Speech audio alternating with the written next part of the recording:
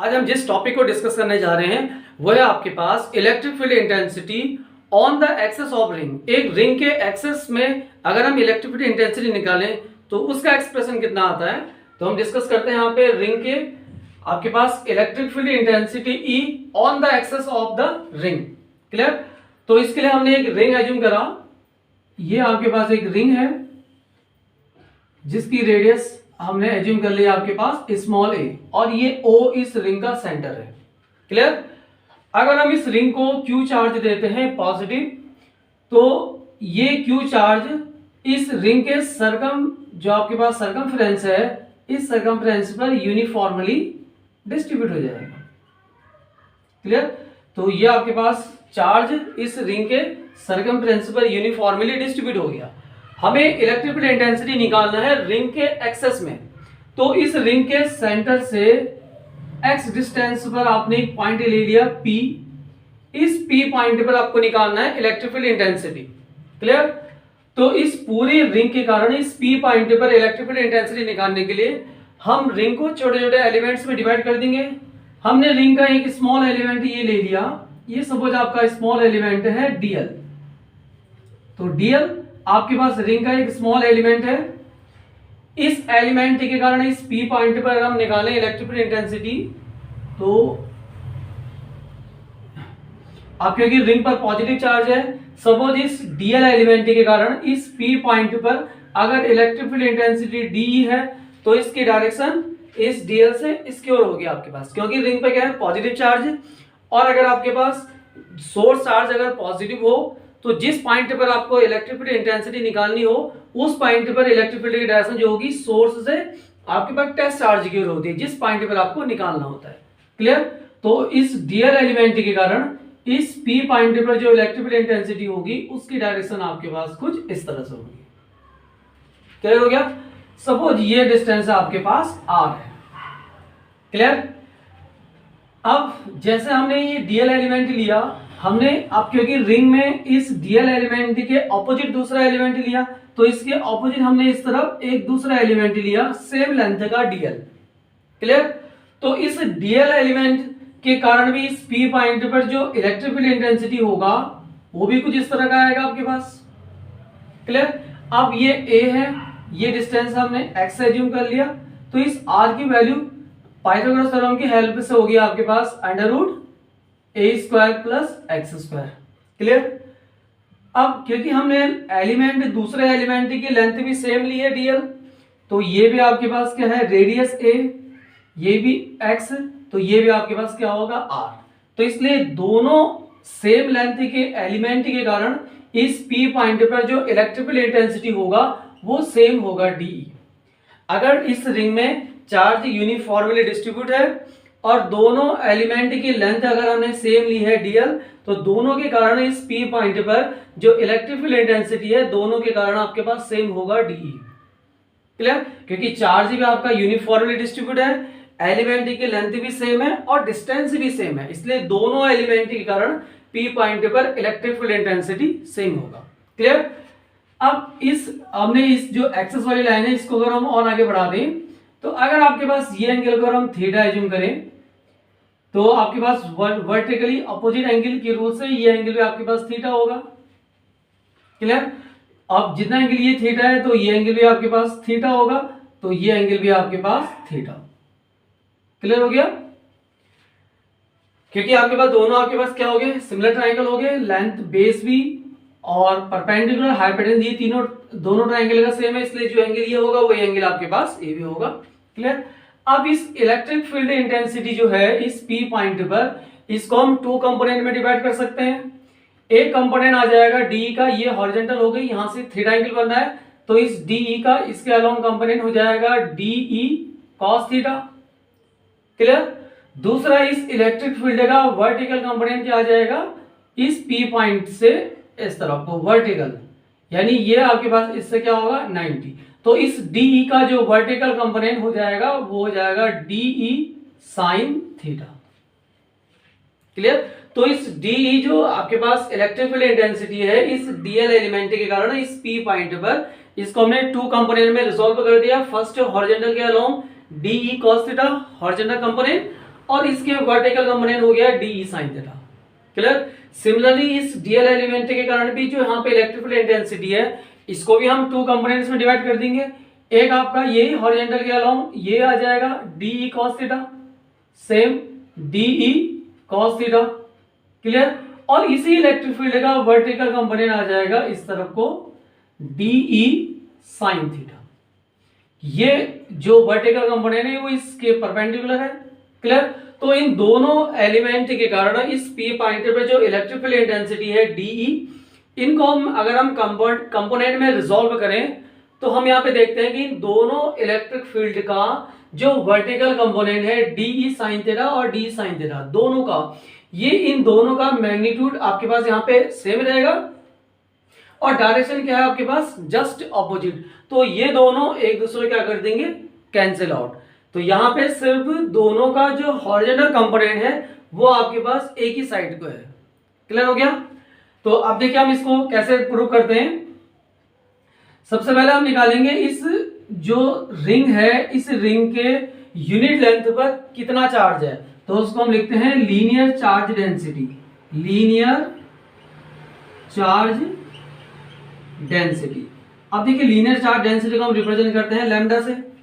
तो lambda equal to यानी charge आपने कितना दिया Q ओवर इस रिंग की लेंथ। अब रिंग की जो लेंथ होती है उसको हम क्या बोलते हैं सरकमफ्रेंस, और सरकमफ्रेंस का फॉर्मूला 2 पाई r की जगह आपके पास यहाँ पे क्या है a।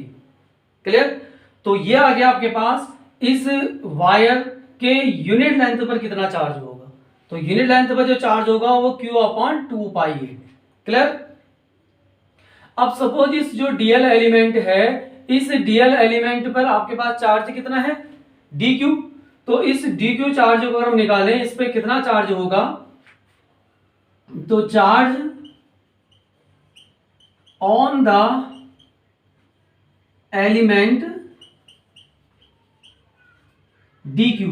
तो इस dq जो डीएल एलिमेंट है इस डीएल एलिमेंट पर सपोज हमने कितना चार्ज एज्यूम कर दिया dq। क्लियर। तो इस स्मॉल एलिमेंट डी क्यू पर कितना चार्ज होगा, तो डी क्यू पर जो चार्ज होगा आपके पास यानी यूनिट लेंथ पर चार्ज, तो यूनिट लेंथ पर कितना चार्ज है लैम्डा, इसको मल्टीप्लाई कर देंगे उसकी लेंथ डीएल से। क्लियर हो गया। हमने जो रिंग है इस रिंग में दो एलिमेंट लिए डीएल, दोनों की लेंथ हमने क्या ली सेम ली डीएल। क्लियर। जो Q/2 पाई है यह है आपके पास linear charge density. Linear charge density का मीनिंग हुआ इस रिंग के यूनिट लेंथ पर कितना चार्ज है वो है आपके पास Q/2 पाई है। अब हमें यूनिट लेंथ पर चार्ज पता है लेकिन हमें डीएल लेंथ पर कितना चार्ज होगा वो हमें फाइंड आउट करना है। हमने कहा सपोज डीएल लेंथ पर चार्ज कितना है dq। तो अगर आपको dq यानी डीएल लेंथ पर चार्ज निकालना है तो यूनिट लेंथ पर चार्ज कितना है लैम्डा, उसको मल्टीप्लाई कर देंगे जितने लेंथ पर आपको चार्ज निकालना है। हमें डीएल लेंथ पर चार्ज निकालना है तो इसलिए डीएल को मल्टीप्लाई कर देंगे लैम्डा से। क्लियर। तो हमें जितने लेंथ पर चार्ज निकालना है उसको मल्टीप्लाई कर देंगे उस वायर के यूनिट लेंथ पर कितना चार्ज है। तो यूनिट लेंथ पर चार्ज है आपका लैम्डा जिसकी वैल्यू है Q/2 पाई a।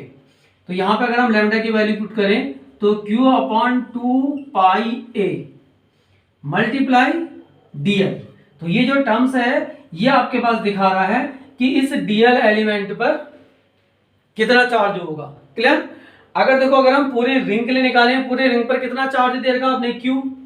क्लियर। तो अगर आप पूरे रिंग के लिए निकालेंगे तो वहां पे डीएल की वैल्यू क्या आ जाएगी यानी पूरे रिंग की यानी लेंथ दैट मींस सरकमफ्रेंस। तो यहां पर अगर आप सरकमफ्रेंस को 2 पाई a रखेंगे तो 2 पाई a से 2 पाई a कैंसिल, तो क्या बचेगा Q जो कि आपने पूरे रिंग पर दिया है।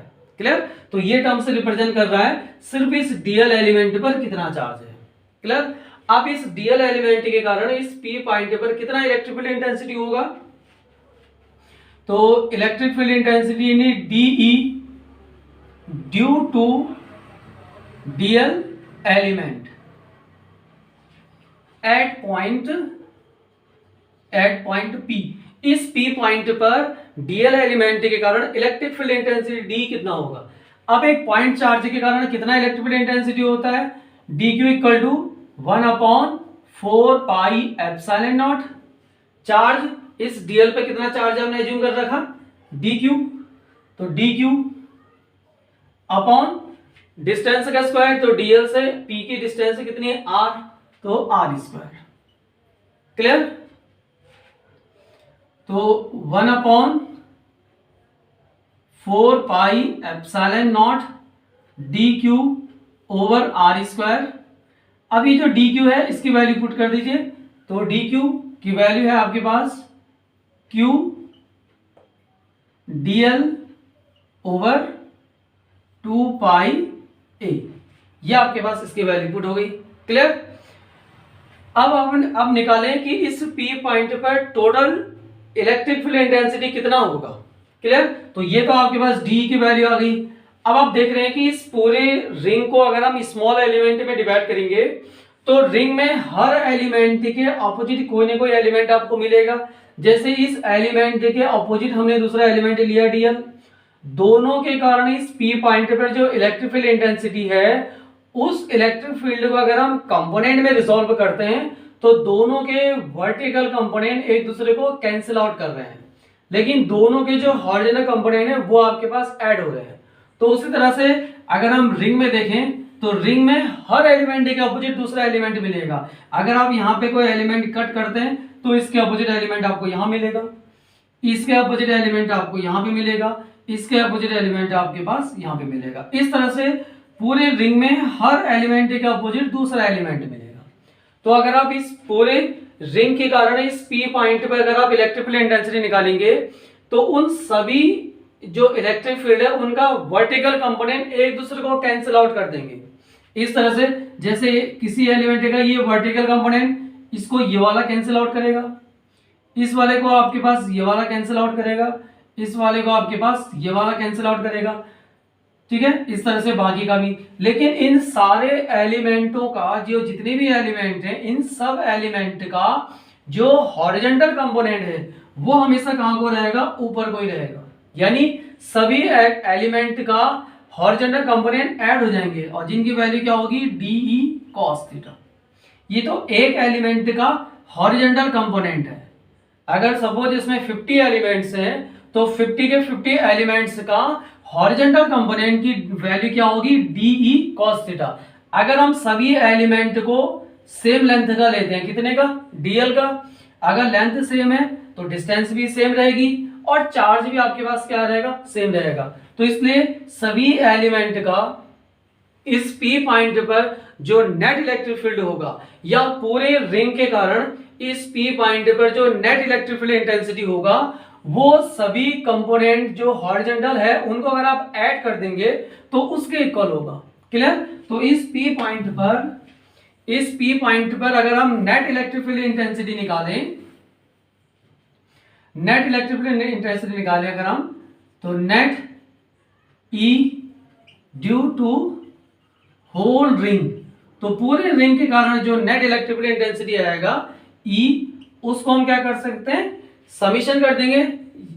क्लियर? यानी सभी कंपोनेंट का समीशन कर देंगे, यानी आपके पास E cos theta DE cos theta plus DE cos theta plus डेट डैश, ऐसे आपके पास और कंपोनेंट्स को आप सबको क्या कर देंगे, ऐड कर देंगे। अब इस पूरे को हम अगर हम इंटीग्रेशन फॉर्म में लिखें तो इसको हम इंटीग्रेशन में भी लिख सकते हैं DE cos थीटा। क्लियर? अब यहां पे लिमिट क्या आएगी, लिमिट एक रिंग का सबसे स्मॉलेस्ट एलिमेंट क्या हो सकता है, 0। सबसे स्मॉलेस्ट एलिमेंट आपने ले लिया 0। अगर हम उस एलिमेंट को इंक्रीज करें तो वो एलिमेंट की जो लेंथ है वो मैक्सिमम किसके बराबर हो सकती है, यानी सर्कमफ्रेंस के बराबर। तो इसका सर्कमफ्रेंस क्या हो जाएगा, 2πa। क्लियर? तो इस पूरे रिंग के कारण इस P पॉइंट पर जो नेट इलेक्ट्रिक फील्ड इंटेंसिटी होगा वो होगा integration 0 to 2πa DE cos theta. Clear? अब इसकी वैल्यू आप क्या कर दीजिए, पुट कर दीजिए। तो यहां पे जो आपके पास ये लिमिट है किसकी है, आपके पास एलिमेंट की, डीएल एलिमेंट की। क्लियर? तो डीएल एलिमेंट मिनिमम 0 हो सकता है और मैक्सिमम पूरे रिंग के बराबर, दैट मींस 2πa।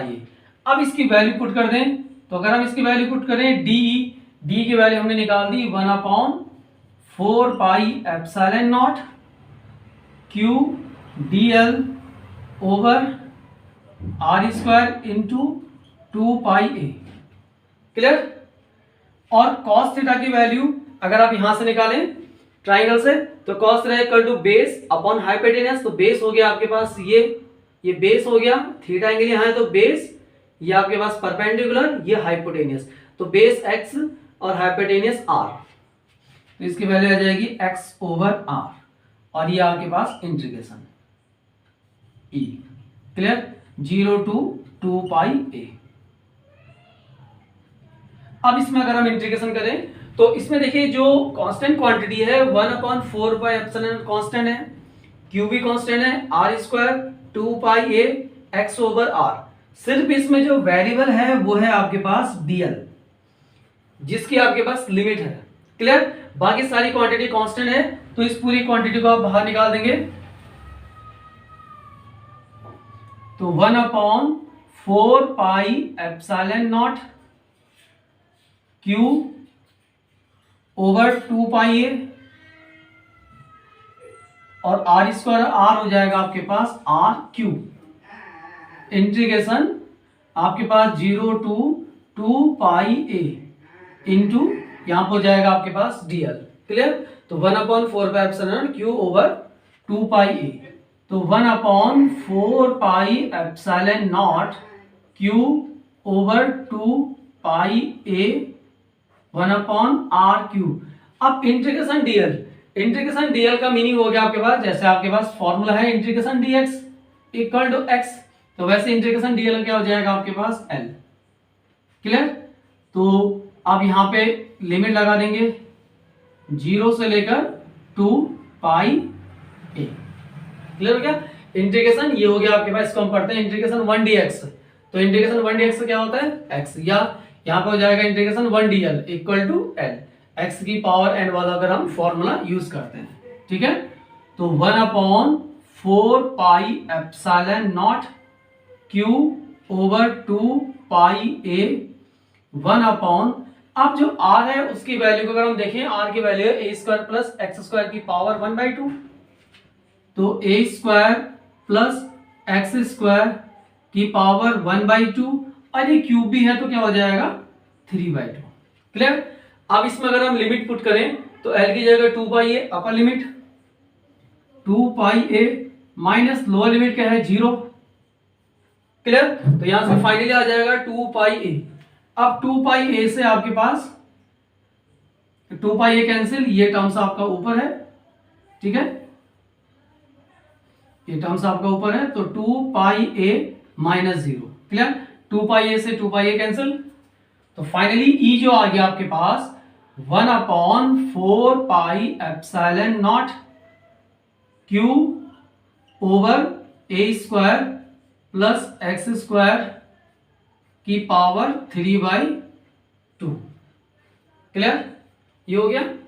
यहां पे एक टर्म्स आपका x भी है, तो सॉरी ये छूट गया, तो ये x वाला टर्म्स आपका ये रहा, क्लियर, तो ये x वाला आपके पास यहां पे रहेगा, क्लियर, ये हो गया equal to 1/4 by epsilon naught q x over a square plus x square की पावर 3/2, तो ये आपके पास जनरल टर्म्स आ गया electric field intensity due to a ring on axis point, clear. अब इसमें हम एक स्पेशल केस पे कर सकते हैं, अगर इस P पॉइंट को रिंग के सेंटर से बहुत दूर कर दें, क्लियर, तो when P point is very far from the centre of the ring, तब उस केस में जो x होगा उसकी वैल्यू a के कंपेयर में, यानी रिंग की जो रेडियस है उसके कंपेयर में लार्ज होगा, ठीक है। If P point is very far from the centre of the ring, clear, if P point is very far from the centre of the ring, तब उस केस में x की वैल्यू ग्रेटर होगी a से, या x square plus a square, इसको आप approximate लिख सकते हैं x स्क्वायर, a स्क्वायर को हम क्या ले लेंगे लगभग 0, क्योंकि स्मॉल क्वांटिटी है। अब इसकी वैल्यू को अगर हम यहां पुट कर दें तो E इक्वल टू आ जाएगा आपके पास 1/4 pi epsilon naught q x over x square की पावर 3/2, यानी x क्यूब, 2 पावर कैंसिल, 3 से 1 पावर कैंसिल, तो ये आ जाएगा आपका पास 1/4πε0 Q over x square. Clear? तो E इक्वल टू आ गया 1/4πε0 Q over x square.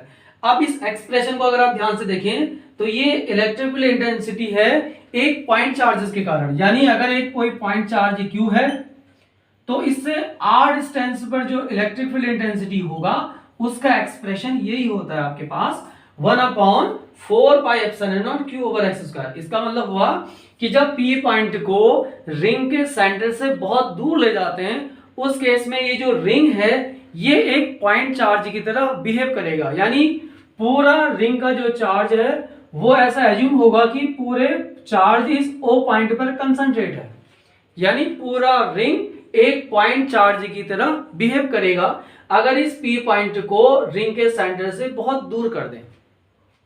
Clear?